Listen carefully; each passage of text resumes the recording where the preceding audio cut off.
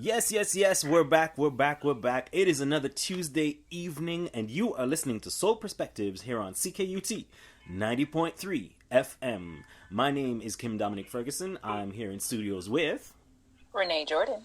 And just in case you're tuning in for the first time, we have a guest back in studios with us who hasn't been on for a while. It's been a few years since we last saw him. You used to go by MCity Solo. Do you just go by Solo now? I still both, actually. Well, everyone that knows me personally just calls me Solo. MCity Solo is a lot for, like, people who don't know me. It's easier to find online. It's just, like, Montreal's Solo. Because, you know, every city has at least 10 solo artists named Solos, written different ways. So me, I'm just Montreal's Solo. Well, so, yeah. But anybody that knows me personally calls me Solo. Or you could call me Khalil, too. I'm not mad at my actual real name. Okay. Well, actually, that's the first time I've heard your real name since the time that we met, like, 10 years ago. So... Trust me, right? Yeah. That goes to show that, you know, when you have a pseudonym, it really sticks. There you go. So welcome back. Welcome back. It's been a minute since you last been in studios with us. So just to recap, because, well, first of all, how are you doing in all of this? Because we are still COVIDed out right now. I am still adjusting. Like, well, I'm actually an introvert, so like I've always been on quarantine without having to. So you're perfectly comfortable. Yeah, exactly. It's just really when I go outside and I see just the atmosphere and the vibes of people and masks, and that still throws me for a loop. But other than that, I've been pretty comfortable, but also I haven't been able to record. My studio hasn't been open until, well, it's hopefully going to be open in October, but I haven't recorded in months. So that part is really annoying. So what have you been doing to sort of keep your talent fresh? I write a lot. A lot. I listen to instrumentals a lot. That's like every day. I have a dog, so I have to walk him every day, and every day I'm listening to beats constantly. I'm writing songs constantly. When I do go to the studio, I'll be ready for sure. I can lock in, and I'll be able to do like 4 or 5 songs in one session when I do go. But it's only when I do go. Right. So basically, you're still beating on your craft. You're still like massaging your craft so that when the opportunity presents itself, you'll be able to take advantage of the studio time and maybe even put more into the studio time than you normally would have, because now you have more free time to work on it and rehearse it and refine it before going into studio. So tell us a little bit about how you got here, because before you were MCity Solo, you were Khalil. So tell us a little bit about your trajectory. I know that you're Caribbean descended. So tell us a little bit about you. I mean, coming up, I've always been a really quiet, reserved, like real quiet shy kid. My brother, I don't know, a lot of people know him in the city, is Pharaoh Freeman. He's the complete opposite of me. He's pretty loud, pretty out there. And us as a duo, we've always worked out where I would show him, he would hear me I would rap for him and just personally in the house, but he would be like, you need to get this out here. And I'm like, no, I'm okay just doing it for the house. But he really started pushing me to get it out there. And then I really started taking it more and more serious. And that's pretty much how the career started out. I do little battles in the West Island. I'm from the West Island, if for anybody that doesn't know that. So I would do battles in the West Island. But before, actually, we'll rewind. Before I was even rapping, I was a DJ. My DJ name was Sick With It Sounds. And so I always had a serious love for music, but I found that the rappers got more attention. So I was like, you know what? I'm going to transition. I was actually good at rap, and people would come to my parties and battle me after the party. I would have like a lineup of people who wanted to battle, and I would always win. And I just got good at it, and from there I really started taking it more serious. So when you say after your parties, you mean like when you DJ at a party, or a party that you were organizing? Both. I would. There was a spot in the West Island called Obsessions, and I was the DJ and the host. So we would make the party. It was me, my cousin, and I. We would set it up, and then I was the DJ for it. while. I had arenas. I was doing a lot of things in the West Island just to keep the youth kind of entertained. I was a youth myself, so it was good for us. And at the end of my shows, we would have like battles with different MCs in the area. Okay. And you mentioned that, arenas. That really got my confidence going. You mentioned arenas. Sorry? You mean like sports arenas, or you mean like in a boxing ring or something like that? Like sports arenas, but just in our area, not like massive arenas. It's like, rec techs and things like that. Okay. But yeah, how does an introvert sort of push himself from being behind the scenes to DJing, and then from moving from DJing onto a stage, or even battling people? How do you push yourself through that? Honestly, it's a lot. It's a lot of mental strain, like, because even before when I was on tour and we do, like, any show I do, I would have a borderline panic attack, nervous breakdown before it happened.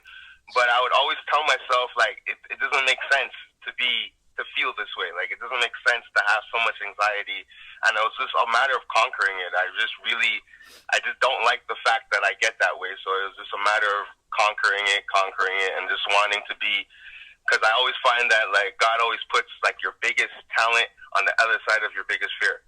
So it's like, my biggest fear is being in front of people, but I actually have a talent to really write these records. So I was like, okay, I have to overcome this to get to where I need to go. So it's really, even all till this day, even doing these interviews, I really have to mentally prepare myself from, like, the day before and just get myself ready to do it, because it's a lot of anxiety, but I also know that it's something I'm creating in my own head, so I have to conquer it. And now I have a son, so it's really important for me to show him that I have to conquer these things, that, like, you can't be scared. If you have a talent, you have something that you want to do, you have to do it. So that's what got me to come back out, actually. I had my son last year, and now welcome to fatherhood. Another point to prove. Thank you. I know you're in there too, right? Right, I'm in it to win it. Yeah. How has that experience kind of shaped the way you look at your art now and all of that? Becoming a father.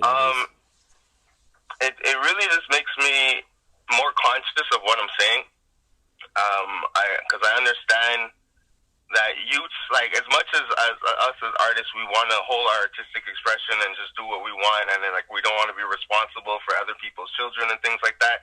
We still have a responsibility. So I realized that even with my son, just him watching me do things, he doesn't even hear me say, like, he may not understand what I'm saying, but if it looks cool to him, he'll mimic it. Yeah. So if you put that on, like, a bigger scale, I'm doing random things where a lot of kids could see me, they're going to mimic it. So I'm just trying to now make my message, even if it comes off like hardcore hip hop when you listen to it, but when you break it down, the message is always positive in it. So I just try to really make sure that my message is positive, that my vibe is positive. I cut out violence out of all my records. It's just, nobody needs to be killed on my songs. So it's just really, I keep it all positive, and just that the energy is better. Because I have to play the songs for him in the morning, and, like, you don't want to play songs and you're like, oh, you can't hear this one. Oh, you can't hear this one for your own child, and it's like, yeah. So you had mentioned that you did a lot of work with the youth, and we met, like, I would say between 8 to 10 years ago. We were in the EMSB. We were out. Oh my God, I don't remember where, but it was far. It was outside of Montreal. Yeah, I think it could have been Cowansville, that's it. And it was like we were doing multiple concerts. You guys had brought me on as a host, and we did like 4 or 5 concerts for these youth. And like, tell us a little bit about that, because that's kind of I would say something a bit different for an artist to be doing, because it involved motivational speaking, performance, and other things. So tell us a little bit about that. That, again, it was really my brother who put the battery in my back. My original high school, Mac High from St. Anne de Bellevue, they called me to do a show once, like, just because they heard I rap. So I was like, all right, cool, I'll come do the show. I told my brother to come with me. And when I did the show, they asked me just to talk to the kids a little bit. I didn't have much to say at the time, I was all right. So I gave him a little speech on just the positivities of life. I was talking about at the time there was something happening in Darfur, so I was talking about that, and then I performed. And my brother was just like, he just noticed the reaction, like the kids, the fact that I wasn't that much older than them. They're more receptive. So he's like, you know what, we should try this again. And then when I did it at another school, and like, again, it's kind of like when I having my kid, I just started realizing the power in what we were doing. I was like, oh, this is more. Before I just want to rap for rap's sake and just say words and just, shock value. But now I'm like, no, you can actually affect change with this music. You can actually, you could give out a positive message and change someone's day depending on the record. Yeah. And yeah, so it really helped me just to again establish where I am now, where it's just like positive energy is really the wave. Like, you don't have to be, I don't want to say corny, but you don't have to come off as like a serious backpacker. There's other ways to do it, but just always try to get a positive message out. That's really what I got from the schools. It was really, as we were saying earlier, as an introvert, like every show I had borderline breakdowns. I was in the back. People had to leave me alone because I was crazy nervous. The bubble guts, every single show, and we used to do a lot of shows. For you, man, yeah, it was. But I just always was like, okay, once I'm out there, you're out there. You have no choice but to just go, And so yeah, I really, it really propelled me and showed me how to control a crowd, how to speak to crowds, how to interact, how to make music that interacts with them. Get them to clap, get them to do. It built me as a performer. Did you perform when you were in high school? Nope.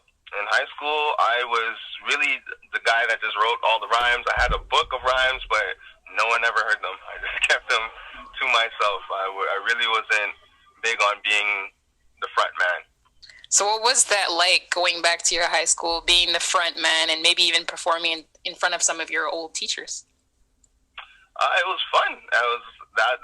It helped the spark that I was like, okay, I think this is what I want to do, because it's just the love that I was receiving, and at the time I was still trying to figure out. I'm not like an athlete, and like every other black person, I'm not good in basketball. I'm not good in a lot of those things. So I was like, I was really looking for my thing, and once I started getting the recognition for it, I was like, okay, I think this is it. And it was really a lot of positive feedback. Teachers were like, I knew you could do this, and because I was always good in English class too, so it was like it was great, honestly.